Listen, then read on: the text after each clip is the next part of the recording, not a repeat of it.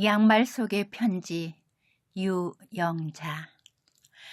넓은 벌 동쪽 끝으로 옛 이야기에 지질대는 실개천이 휘돌아 지나고 얼룩배기 황소가 해슬피 금빛 게으른 울음을 우는 곳, 그곳이 차마 꿈엔들 이틀리야.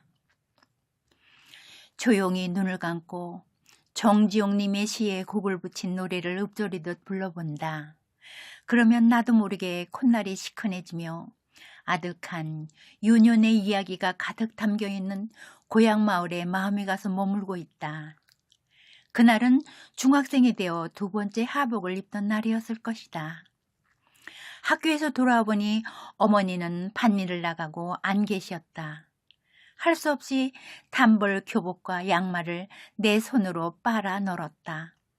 저녁 무렵 밭에서 돌아오신 어머니가 "이젠 너도 철이 든 모양이구나. 교복도 제 손으로 빨아 널고. 그런데 양말은 왜 한 짝만 빨아 널었니?" 하셨다. 두 짝 다 빨아 널었는데요? 그럼 바람에 날아간 모양이니 어서 나가 찾아봐라. 어머니 말씀이 끝나기가 무섭게 밖으로 나가 장대로 양귀를 받쳐놓은 빨랫줄을 보았다. 분명 양말 두 짝을 하얗게 빨아 교복 옆에 가지런히 널어놨는데 양말 한 짝만 덩그러니 걸려 바람에 흔들거리고 있는 게 아닌가? 정말 없네. 어디로 갔지? 난 당장 교복을 빨았던 시냇가로 달려가 둘러보고 돌아오는 길 풀숲을 뒤지고 텃밭과 마당 구석구석, 심지어 이웃집 마당까지 넘겨다 보았다. 그러나 양말 한 짝은 그 어디에도 없었다. 혹시나 해서 이번엔 애호박꽃이 노랗게 핀 담장 밑을 짝대기로 헤쳐가며 찾았지만 조롱조롱 매달린 아기 호박만 보일 뿐 사라진 양말은 그곳에도 없었다. 끝내 양말을 찾아내지 못한 난 사방이 어둑어둑해져서야 눈물을 그렁그렁 매달고 집으로 돌아왔다. 정신 차려 빨아 널지. 덤벙대다가 물에 떠내려 보냈구나. 어머니는 밥 짓던 손길을 멈추고 부엌 문 앞에 서 있는 나를 향해 버럭 소리를 지르셨다. 한 가지 옷이나 양말, 신발을 헤어질 때까지 입고 신던 시절, 양말 한 켤레는 그만큼 소중하고 귀했다. 그 뒷날 이른 아침이었다. 아침밥을 지으러 나가셨던 흥분된 어머니가 정신없이 자고 있는 나를 깨웠다. 야, 이 정신없는 것아! 양말을 장독대에다 멀어놓고는 앞마당에서 백날 찾으니 나오냐? 어머니는 방문을 벌컥 열고 아침 이슬에 촉촉히 젖어있는 양말 한 짝을 내게 휙 던지셨다. 잠결에 방바닥에 떨어진 양말을 집어든 순간 무언가 이상했다. 양말 속에서 바스락 소리가 났기 때문이다.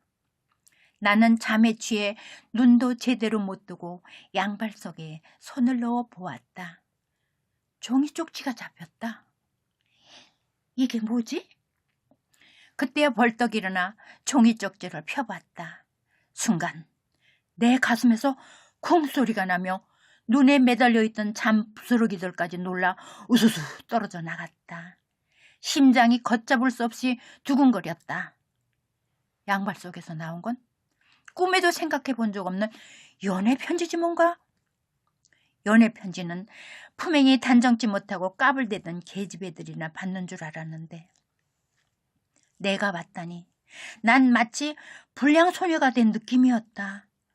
겁이 더럭 나며 큰일을 저지른 것처럼 얼굴이 화끈거렸다. 누구 짓일까? 이름도 안 밝히고. 그 시절 우리 마을엔 중학생은 나 하나였다.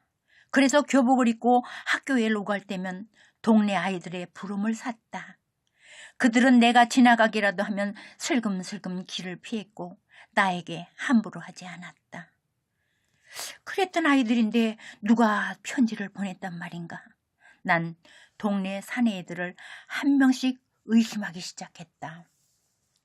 여드름이 그득한 만식이, 코올리게 창길이, 도장스름을 달고 다니던 수길이, 곰보 순식이가 얼굴을 내밀었다. 그리고는 한마디씩 했다. 난 아니야. 나도 아니야. 내가 감히 어떻게 너한테. 난 절대 아니야. 하나같이 능글맞게 웃으며 고개를 흔들었다. 분명 이들 가운데 범인이 있는데 도무지 짐작가는 머스매가 없다.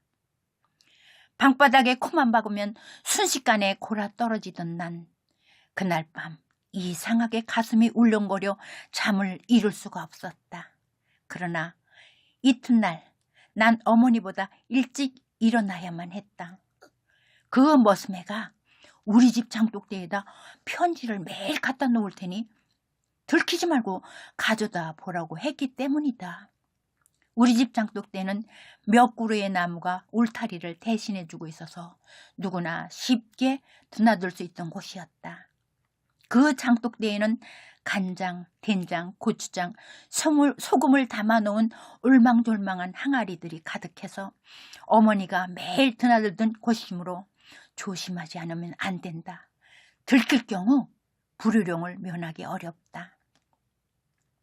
그 아이는 약속대로 편지를 장독대에 갖다 놓기 시작했다.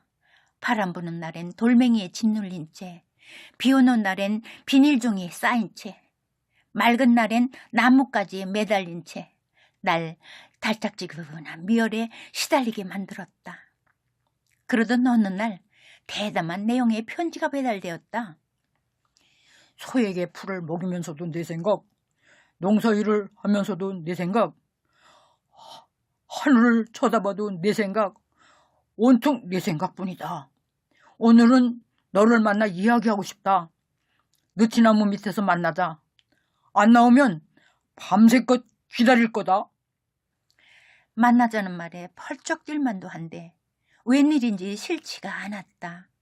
그 용감한 아이가 누군지 알고 싶었다.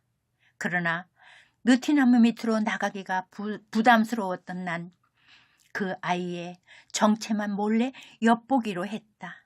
그래서 풀벌레가 요란하게 울며 깊어가는 밤을 알리자 느티나무가 빤히 보이는 고추밭구랑으로 살금살금 숨어 들어갔다. 그리고 납작 엎드려 그 아이가 나타나기만을 기다렸다. 하지만 느티나무 밑엔 사람의 그림자라고는 보이지 않고 수많은 반딧불만이 모여 반짝반짝 까만 밤을 밝히고 있었다. 밤이슬에 옷깃만 눅눅해진 채 집으로 돌아왔다. 난 그 아이가 누군지 꼭 알고 싶어서 문구멍을 뚫고 밖을 엿보고 검은 보자기를 쓰고 장독대 사이에 숨어도 보았다.